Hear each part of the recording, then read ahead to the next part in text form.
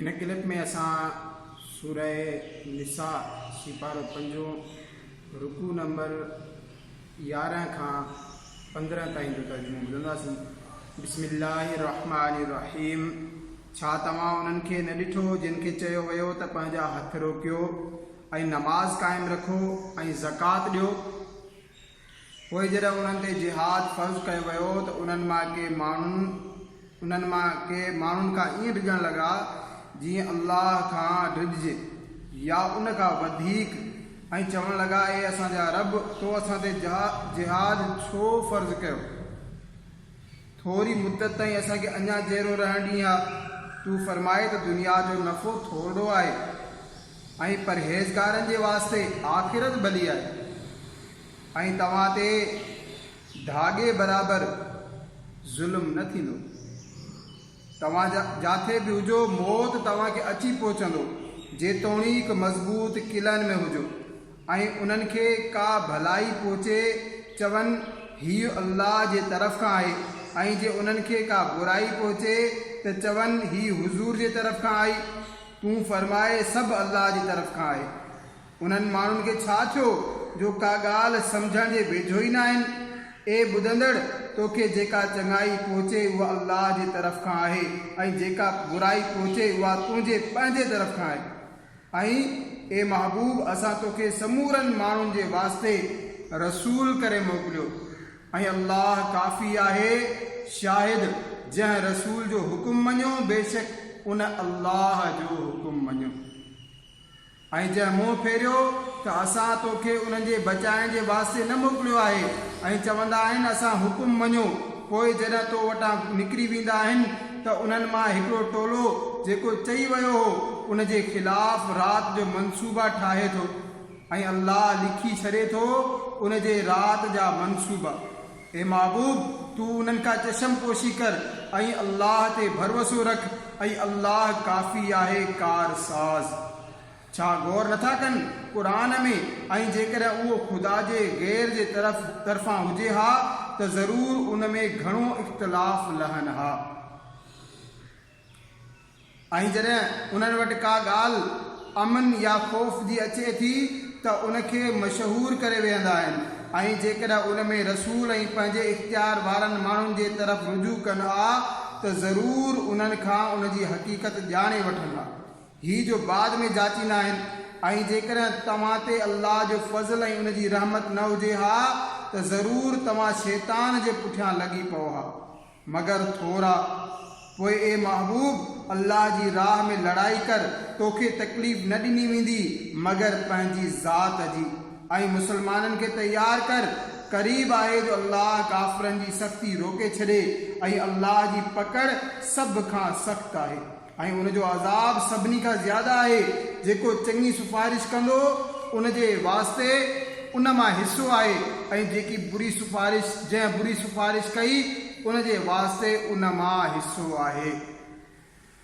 ऐं अल्लाह हर शइ ते क़ादिर आहे। ऐं जॾहिं तव्हांखे को बि कंहिं लफ़्ज़ सां सलाम करे त तव्हां उन खां बहितर लफ़्ज़ में जवाब चओ या उहो ई चई छॾियो। बेशक अल्लाह हर शइ ते हिसाब वठंदड़ आहे। अल्लाह आहे जो उन खां सवाइ कंहिंजी बंदगी न आहे, ऐं उहो ज़रूरु तव्हांखे गॾु कंदो क़यामत जे ॾींहुं जंहिंमें को शक न आहे। ऐं अल्लाह खां वधीक कंहिंजी ॻाल्हि सची थी सघे थी।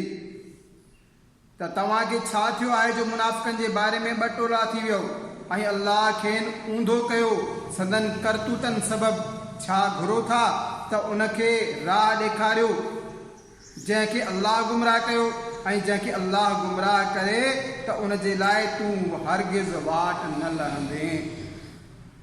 उहे त हीअ चाहिनि था त मन तव्हां बि काफ़िर थी वञो जीअं उहे काफ़िर थिया, पोइ तव्हां समूरा बराबरि थी वञो त उन्हनि मां कंहिंखे पंहिंजो दोस्त न बनायो। ऐं जेसिताईं अल्लाह जे राह में घर ॿार न छॾनि, पोइ जे मुंहुं मोड़ीनि त उन्हनि खे पकड़ियो, ऐं जिते बि मिलनि उते क़त्ल कयोनि, ऐं उन्हनि मां कंहिंखे दोस्त न ठाहियो ऐं न मददगार मगर उहे जेकी अहिड़ी क़ौम सां वास्तो रखनि था जो तव्हां में ऐं उन्हनि में मुआहिदो आहे या तव्हां वटि हिन हाल में आया जो उन्हनि जे दिलनि में ताक़त न रही जो तव्हां सां लड़ी सघनि या पंहिंजी क़ौम सां लड़ाई कनि। ऐं अल्लाह घुरे हा त ज़रूरु तव्हां ते उन्हनि खे छांयल रखे हा, पोइ बेशक उहे तव्हां सां लड़नि हा। पोइ जेकॾहिं उहे तव्हां खां पासो कनि ऐं लड़ाई न कनि ऐं सुलह जो पैगाम मोकिलीनि त अल्लाह तव्हांखे उन्हनि ते का वाट न ॾिनी।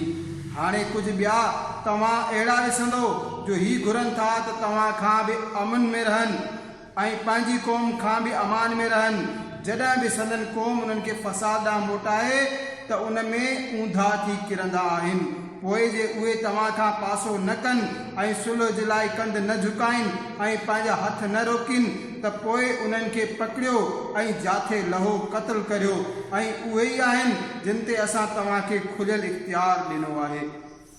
ऐं मुस्लमान खे हक़ न आहे जो मुस्लमान जो खून करे मगर ख़ता में।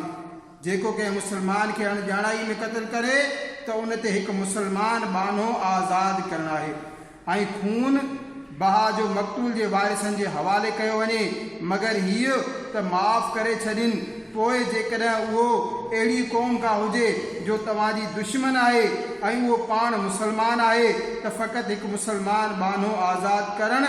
ऐं जेकॾहिं उहो अहिड़ी क़ौम आहे जो तव्हां ऐं उन में मुआहिदो आहे त उन जे माण्हुनि खे खून बहा हवाले कयो वञे ऐं हिकु मुस्लमान बानो आज़ादु करणु त जंहिंजो हथ न पहुचे त लॻातार 2 महीना रोज़ा रखे।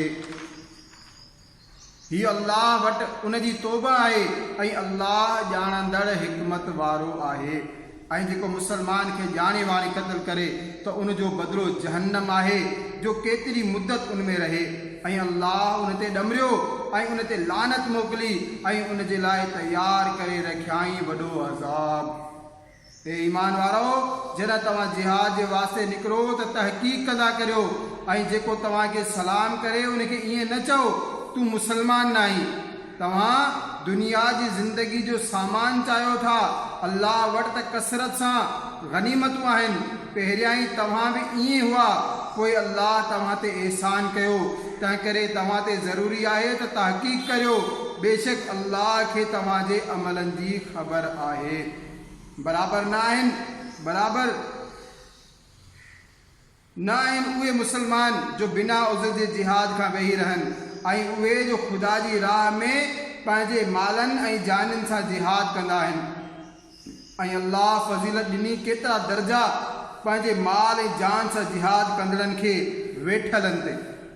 ऐं अल्लाह समूरनि सां भलाई जो वाइदो फ़रमायो ऐं अल्लाह जिहाद वारनि खे रहिजी वेंदड़नि ते वॾे सवाब सां फ़ज़ीलत ॾिनी आहे। उन जी तरफ़ खां दर्जा ऐं बख़्शिश ऐं रहमत ऐं अल्लाह बख़्शणहार महिरबान आहे। उहे माण्हू जंहिंजो साह मलाइक कढंदा आहिनि हिन हाल में जो उहे पंहिंजे पाण ते ज़ुल्म करे रहिया हुआ। मलाइक उन्हनि खे चवनि था तव्हां कहिड़े हाल में हुयो? चवनि था असां ज़मीन में कमज़ोर हुआसीं। चवनि था छा अल्लाह जी ज़मीन खुलियल न हुई जो तव्हां उन में हिजरत करियो हा? अहिड़नि जो टिकाणो जहन्नम आहे ऐं ॾाढी ख़राबु जाइ आहे मोटण जी। मगर उहे जेकी दॿाए रखिया विया मर्द ऐं औरतूं ऐं ॿार जिन खे को बि हीलो नज़र न अचे ऐं नई का सार लही सघनि था त वेझो आहे अल्लाह अहिड़नि खे मुआफ़ फ़रमाए ऐं अल्लाह मुआफ़ फ़रमाईंदड़ बख़्शींदड़ आहे। ऐं जेको ख़ुदा जी वाट में घर ॿार छॾे निकिरंदो उहो ज़मीन में घणी जाइ ऐं गुंजाइश ॾिसंदो। ऐं जेको पंहिंजे घरां निकितो अल्लाह ऐं संदसि रसूल जी तरफ़ हिजरत कंदे पोइ उनखे मौत अची वियो त उनजो सवाबु अल्लाह जे ज़िमे थी वियो ऐं अल्लाह बख़्शणहार महिरबान आहे। ऐं जॾहिं तव्हां ज़मीन में सफ़र कयो त तव्हां ते को गुनाह न आहे जो के नमाज़ूं कसर यानी घटाए पढ़ो। जेकॾहिं तव्हांखे ख़ौफ़ हुजे त काफ़िर तव्हांखे तकलीफ़ ॾींदा, बेशक काफ़िर तव्हांजा खुलियल दुश्मन आहिनि। ऐं ये महबूब जॾहिं तूं उन्हनि में तशरीफ़ फरमा हुजी त पोइ नमाज़ में उन जी इमामत कर। घुर्जे त उन्हनि मां हिकु टोलो तोसां गॾु हुजे ऐं पंहिंजा हथियार खयों रहनि।